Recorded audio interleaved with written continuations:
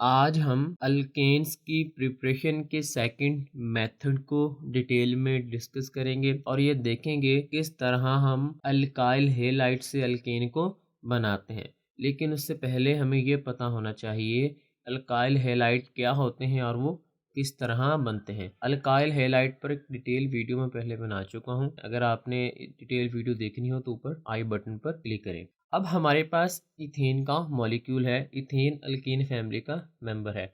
जब इथेन में से एक हाइड्रोजन एटम रिमूव होता है तो हमारे पास एक आयन बनता है। उस आयन को हम कार्बोकेटाइन कहते हैं। कार्बोकेटाइन ऐसा आयन होता है जिसमें कार्बन के ऊपर पॉजिटिव चार्ज होता है और इस ओवरऑल जो हमारे पास केटाइन बनता है इसको हम अल्काइल ग्रुप कहते हैं। जब इस अल्काइल ग्रुप को हम हैलोजेंस के साथ रिएक्ट करवाते हैं तो हमारे पास जो रिजल्ट में मॉलिक्यूल बनता है इसको हम अल्काइल हेलाइड कहते हैं। अब जो हैलोजन है वो हैलाइड को रिप्रेजेंट करता है और ये जो आपके पास कार्बन कंटेनिंग जो पार्ट है उसको हम अल्काइल ग्रुप कहते हैं। Here is a general reaction जहां हम मिथाइल क्लोराइड को जिंक डाइल्यूट HCl से रिएक्ट करवाते हैं और रिजल्ट में मीथेन बनता है with zinc dichloride. Next इसका मैकेनिज्म देखते हैं किस तरह हम जिंक डाइल्यूट HCl को यूज करते हुए अल्काइल हेलाइड को अल्केन में कन्वर्ट करते हैं।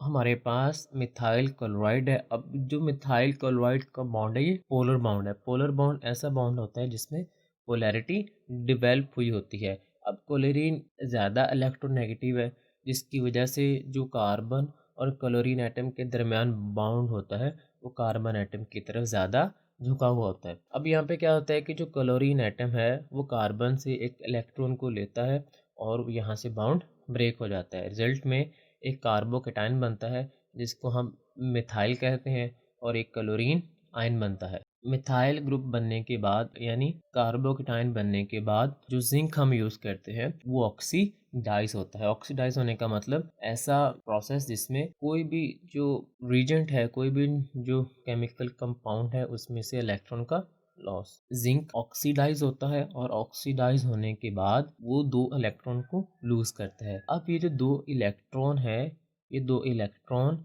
मिथाइल ग्रुप के पास जाते हैं यानी कार्बोकेटाइन के पास जाते हैं जो कि मिथाइल क्लोराइड से बना है। ये जो कार्बोकेटाइन है ये 2 इलेक्ट्रॉन को एक्सेप्ट करेगा और कार्बो एनाइन में कन्वर्ट हो जाए। कार्ब एनाइन ऐसा आयन होता है कार्बन का जिसमें कार्बन के ऊपर नेगेटिव चार्ज होता है। फर्दर क्या होता है कि एक HCl का मॉलिक्यूल और उसमें से जो हाइड्रोजन एटम है वो जो कार्ब एनाइन है वो उसको एक्सेप्ट करता है और मीथेन में कन्वर्ट हो जाता है और बाकी जो जिंक आयन है और जो 2 क्लोरीन हैं वो आपस में रिएक्ट करके जिंक डाई क्लोराइड बनाते हैं।